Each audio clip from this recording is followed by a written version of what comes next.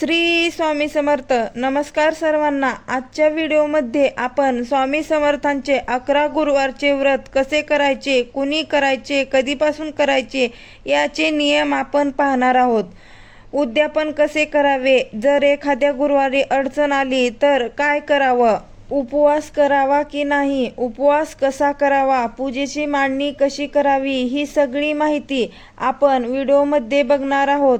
ज्यांना 11 गुरुवारचे व्रत करायचे आहे त्यांनी 11 गुरुवारचे व्रत करू शकता. ज्यांना 21 गुरुवारचे व्रत करायचे असेल त्यांनी 21 गुरुवारचे व्रत करू शकता. त्याचप्रमाणे व्रत करत असताना आपल्याला कोणत्या नियमांचं पालन करायचे आहे, सेवा कोणत्या करायच्या, दुसऱ्यांच्या ठिकाणी सेवा केली तर चालेल का, या सर्व विषयांची माहिती आजच्या व्हिडिओमध्ये आपण पाहणार आहोत.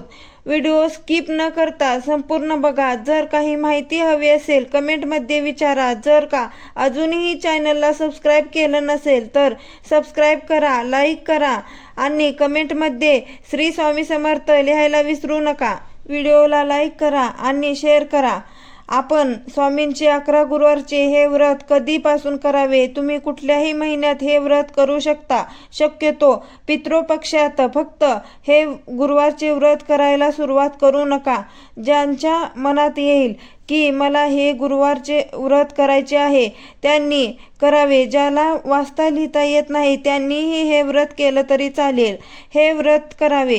त्याचप्रमाणे जो खूप संकटात असेल, इच्छापूर्ती होत नसेल त्यांनी नक्की हे व्रत केले पाहिजे.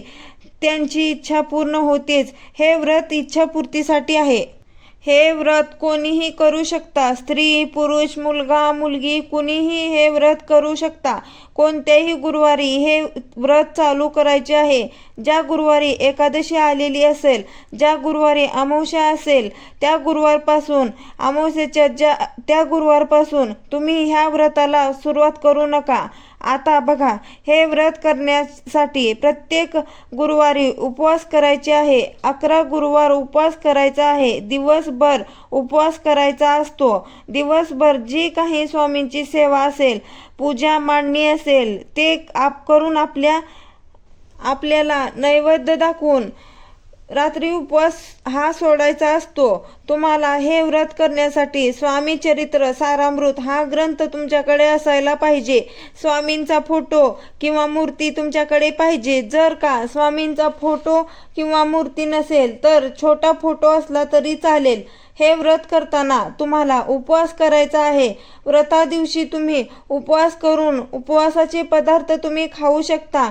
आता काही गरोदर महिला असतील ज्यांना उपवास करणे शक्य होत नसेल तर अशांनी उपवास न करता फक्त गुरुवारचे व्रत करून तुम्ही स्वामींची सेवा केली तरी चालेल. ज्यांना उपवास करणे होत नाही त्यांनी नाही केला तरी चालेल.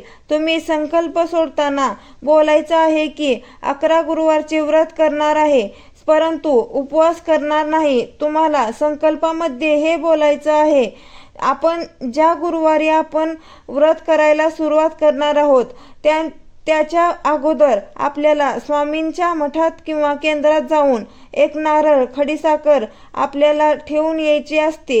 किंवा गुरुवारी ज्या दिवशी आपण व्रत करणार आहोत त्या दिवशी गेलात तरी चालेल आणि स्वामींना आपण जे व्रत करतो आहोत ते सांगायचं आहे आणि हे व्रत निर्विघ्नपणे तुमच्याकडून पूर्ण करून घ्या अशी विनंती करायची आहे. आता पहिल्या गुरुवारी तुम्हाला संकल्प सोडायचा असतो. बघा, तुम्हाला संकल्प हा फक्त गुरुवारी सोडायचा आहे. ज्या वेळेस तुम्ही पूजा मांडणी करणार आहात, पूजा मांडणी झाल्यानंतर तुम्हाला संकल्प सोडायचा आहे आणि त्यानंतर तुम्हाला सेवा करायला सुरुवात करायची आहे. सेवा करण्याच्या अगोदर तुम्हाला संकल्प सोडायचा असतो. संकल्प सोडताना तुम्हाला हातात पाणी घ्यायचं आहे. त्यात थोडंसं फुलांच्या पाकळ्या, हळदी कुंकू, थोडेसे तांदूळ टाकायचे. खाली तुम्हाला एक ताट किंवा डिश ठेवायची असते आणि तुम्हाला तुमचं सुरुवातीला नाव सांगायचं. संपूर्ण गोत्र सांगा. ज्यांना गोत्र माहिती नाही त्यांनी काश्यप गोत्र असं बोलायचं आहे आणि तुम्ही सेवा, मी 11 गुरुवारचे व्रत करत आहे. तुम्ही ज्या कारणासाठी हे व्रत करत असाल ते कारण तुम्हाला सांगायचं आहे. ती इच्छा तुम्हाला सांगायची आहे इच्छा पूर्ण होऊ दे अशी प्रार्थना करायची आहे आणि माझ्याकडून हे 11 गुरुवारचे व्रत निर्विघ्नपणे पार पडू दे, पूर्ण करून घ्या अशी विनंती स्वामींकडे करायची आहे। त्यानंतर हे हातातील पाणी ताटात सोडायचं आहे। नंतर आपल्याला हे पाणी तुळस सोडून कुठल्याही इतर कोणत्याही झाडाला टाकायचं आहे आणि यानंतर आपल्याला सेवा करायची आहे। आता पूजा मांडणी कशी करायची, त्यानंतर उद्यापन कसं करायचं आणि नियम कोणते हे सगळ्यात शेवटी आपण बघणार आहोत। पूजा मांडणी कशी करायची, ज्या ठिकाणी तुम्हाला पूजेची मांडणी करायची आहे ती जागा तुम्हाला स्वच्छ करून घ्यायची आहे। जिथे पूजा मांडणी तुम्हाला करायची आहे ती जागा स्वच्छ पुसून घ्या। तिथे रांगोळीने स्वस्तिक काढा, त्यावर हळदी कुंकू टाका, त्यावर पाट किंवा चौरंग ठेवा। त्यानंतर स्वच्छ लाल कलरचं वस्त्र अंथरून घ्या। त्यानंतर तुमच्याकडे स्वामींची मूर्ती असेल तर मूर्तीवर तुम्हाला प्रत्येक गुरुवारी पाण्याने पंचामृताने अभिषेक घालून घ्यायचा आहे। जर फोटो असेल तर तुम्हाला फोटो स्वच्छ पुसून घ्यायचा आहे। त्यानंतर आपल्याला मूर्तीवर पाण्याने अभिषेक घालून झाल्यावर ती चौरंगावर ठेवायची आहे। फोटो असेल तर फोटो ठेवा। त्यानंतर फोटोला अत्तर लावून घ्या। स्वामींना अष्टगंध लावा। या दिवशी फुलांचा हार घाला। झेंडूचे फूल, सोनचाफ्याचे फूल त्यांना अर्पण करायचे असते। पूजा मांडणी तुम्ही अगदी साध्या सोप्या पद्धतीने करू शकता, कारण पूजेची मांडणी प्रत्येकाला मोठी करणं शक्य नसते। फोटो ठेवल्यानंतर अत्तर लावा। त्यानंतर तुम्हाला फुलं अर्पण करायची आहेत। स्वामींची मूर्ती असेल तर छानच आहे। कपडे घालायचे आहेत, तुम्ही त्यांना साज मुकुट घालू शकतात। त्यानंतर तुम्हाला एका वाटीमध्ये प्रसाद ठेवायचा आहे, पाणी ठेवायचं आहे। घंटी आपल्या डाव्या हाताला ठेवा, आपल्या उजव्या हाताला शंख ठेवा। त्यानंतर आपल्याला कोणतीही 2 फळं ठेवायची आहेत। प्रसाद म्हणून खडीसाखर ठेवा। त्यानंतर 1 नारळ तुम्ही मंदिरात ठेवायचा आहे। या पूजेच्या ठिकाणी तुम्हाला नारळ ठेवायचा असेल तर तुम्ही ठेवू शकता। प्रत्येक गुरुवारी तुम्हाला हाच नारळ पूजेच्या ठिकाणी ठेवायचा आहे आणि शेवटच्या गुरुवारी उद्यापन झाल्यानंतर हा नारळ तुम्हाला स्वामींच्या मंदिरात ठेवून यायचा आहे। यानंतर स्वामी समर्थांचा ग्रंथ स्वामी चरित्र सारामृत किंवा पोथी तुम्हाला एका बाजूला ठेवून द्यायची आहेत। यानंतर आपल्याला धूप दीप प्रज्वलित करून घ्यायचा आहे। पूजेची मांडणी करण्या अगोदर तुम्हाला दिवा प्रज्वलित करून घ्यायचा आहे। त्यानंतर पूजेला सुरुवात करायची आहे। त्यानंतर आपण जो नैवेद्य ठेवलेला आहे यामध्ये तुळशीपत्र टाकायचं। तुम्ही रात्री स्वयंपाक करून जो नैवेद्य ठेवणार आहात त्या नैवेद्यावर तुळशीपत्र टाकूनच नैवेद्य दाखवायचा आहे। त्यानंतर संपूर्ण पूजेला फुले ठेवा। तुम्हाला जर गणपती बाप्पाची स्थापना करायची असेल तर तुम्ही सुरुवातीला 2 विड्यांची पाने घेऊन त्यावर सुपारी ठेवून किंवा गणपती बाप्पांची मूर्ती ठेवून पूजा करू शकता।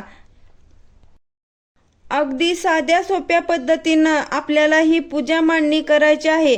पूजेची मांडणी झाल्यानंतर आपल्याला सेवा करून घ्यायची आहे आणि संध्याकाळी आपल्याला आरती करून नैवेद्य दाखवून उपवास हा सोडायचा असतो। या पूजेची उत्तर पूजा दुसऱ्या दिवशी करायची आहे। शुक्रवारी सकाळी आपल्याला अंघोळ झाल्यानंतर ही पूजा उचलायची असते। त्यानंतर आपल्याला स्वामींची सेवा कशी करायची ते आपण पाहणार आहोत। यानंतर आपल्याला धूप दीप प्रज्वलित करून घ्यायचा आहे। सर्वात अगोदर दिवा प्रज्वलित करून घ्या आणि मग पूजेला सुरुवात करायची आहे। त्यानंतर धूप दीप ओवाळून घ्या। साधे सोपे तुम्ही मंत्र म्हणू शकता। धूपम समर्पयामि, दीपम समर्पयामि, नैवेद्यम समर्पयामि अशा पद्धतीने तुम्ही मंत्र म्हणू शकतात। आपल्याला सेवा काय करायची, पूजा मांडणी झाल्यानंतर पहिल्या गुरुवारी तुम्ही संकल्प सोडून घ्या। त्यानंतर तुम्हाला सेवा करायची आहे। संकल्प सोडल्यानंतर तुम्हाला सेवा तुम्ही जसा तुम्हाला वेळ मिळेल त्यानुसार तुम्ही करू शकता। म्हणजे पूजेची मांडणी सकाळी करून ठेवली तरी चालेल। त्यानंतर सेवा तुम्ही सकाळी करू शकता किंवा संध्याकाळी किंवा दुपारी करू शकता। पूजेची मांडणी तुम्ही सकाळी केली तरी चालेल, फक्त दुपारी 12 ते 12:30 या दरम्यान आपल्याला कुठलीही सेवा करायची नाही। पूजेची मांडणी झाल्यानंतर लगेच तुम्ही सेवा करू शकता किंवा पूजेची मांडणी सकाळी करून दुपारी किंवा संध्याकाळी तुम्ही सेवा करू शकता। आपण जी पण सेवा करणार आहोत ही सेवा आपल्याला एका बैठकीतच करण्याचा प्रयत्न करायचा आहे। आपण जर काय इच्छापूर्तीसाठी ही सेवा करणार आहोत, आपल्याला ही सेवा एका बैठकीतच करण्याचा प्रयत्न करायचा आहे। आता सेवा कोणती करायची, पहिल्यांदा तुम्हाला संकल्प सोडून घ्यायचा आहे। त्यानंतर तुम्हाला एका वेळा स्वामी स्तवन म्हणायचं आहे। त्यानंतर तुम्हाला स्वामी चरित्र सारामृत या ग्रंथातील 1 ते 21 अध्याय वाचन करायचे आहे। त्यानंतर 11 माळी श्री स्वामी समर्थ या मंत्राचा जप करायचा आहे आणि 11 वेळा तुम्हाला तारक मंत्र म्हणायचा आहे। आपण जी नित्य सेवा करतो, आपल्याला नित्य सेवा करताना स्वामींच्या मंत्राचा जप करायचा आहे। आता ही सेवा तुम्हाला एका बैठकीतच करायची आहे। सेवा करताना तुम्ही एका ग्लासात पाणी घेऊ शकता। तुम्हाला तहान लागल्यावर तुम्ही उठू नका, फोन वापरू नका, कारण आपण जी सेवा करत आहोत आपल्याला पूर्ण मनापासून करायची आहे। सेवा करताना आपलं लक्ष विचलित नाही झालं पाहिजे। आपल्याला एका बैठकीत सेवा करणं शक्य नसेल तर अशा वेळेस तुम्ही एका वेळेला स्वामी चरित्र सारामृत या ग्रंथातील 1 ते 21 अध्याय तुम्ही वाचून घ्या। त्यानंतर तुम्ही 11 वेळा तारक मंत्र म्हणा, 11 माळी श्री स्वामी समर्थ या मंत्राचा जप करा। एका बैठकीत सेवा करायची आहे, मग आपल्याला सेवेचं फळ मिळतं। आता ही झाली पूजा मांडणी। सेवा कोणती करायची, आता नियम काय, तर आपण हे व्रत करत असताना सर्वात महत्त्वाचं म्हणजे नॉनव्हेज खायचं नाही। 3 ते 4 महिने आपल्याला नॉनव्हेज खायचे नाही। जर का घरात नॉनव्हेज खाणारे असतील, त्यांना करून द्यावं लागत असेल तर तुम्ही गुरुवार सोडून इतर दिवशी त्यांना नॉनव्हेज करून देऊ शकता। परंतु जे कोणी व्रत करतात त्यांनी नॉनव्हेज खाऊ नये, कारण आपण हे व्रत संतान प्राप्तीसाठी देखील करू शकतो। त्यानंतर आपल्याला हे व्रत करत असताना बाहेरचं अन्न अजिबात ग्रहण करायचं नाही, कारण बाहेरचं अन्न ग्रहण केल्यावर आपल्याला काही दोष लागू शकतात। म्हणून बाहेरचं अन्न ग्रहण करायचं नाही। ज्या गुरुवारी तुमची सेवा होणार नाही त्या गुरुवारी फक्त तुम्हाला उपवास करायचा आहे आणि तो गुरुवार तुम्हाला 11 गुरुवारमध्ये काउंट करायचा नाही। त्यानंतर गुरुवारी मासिक धर्म जर आला तर गुरुवारी तुम्हाला कुठल्याही प्रकारच्या सेवा करायच्या नाहीत, परंतु उपवास करायचा आहे। तो गुरुवार तुम्हाला 11 गुरुवारमध्ये काउंट करायचा नाही।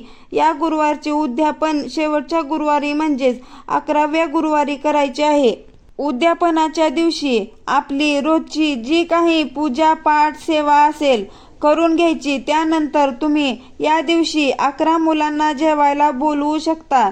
अगदी ज्यांना मुलं मिळणार नाहीत त्यांनी 2 मुलं जेवायला बोलवली तरी चालेल। अगदी तुम्ही साध्या सोप्या पद्धतीने स्वयंपाक करायचा आहे। एखादा गोड पदार्थ किंवा शिरा, चपाती, भात असे पदार्थ तुम्ही करू शकता। सात्विक आहार ग्रहण करायचा आहे। या पद्धतीने तुम्हाला 11 गुरुवारचे व्रत करायचे आहे। या व्रताने 100% इच्छापूर्ती होत असते। आपल्या कर्मानुसार स्वामी आपल्याला हे फळ देत असतात। श्री स्वामी समर्थ। धन्यवाद।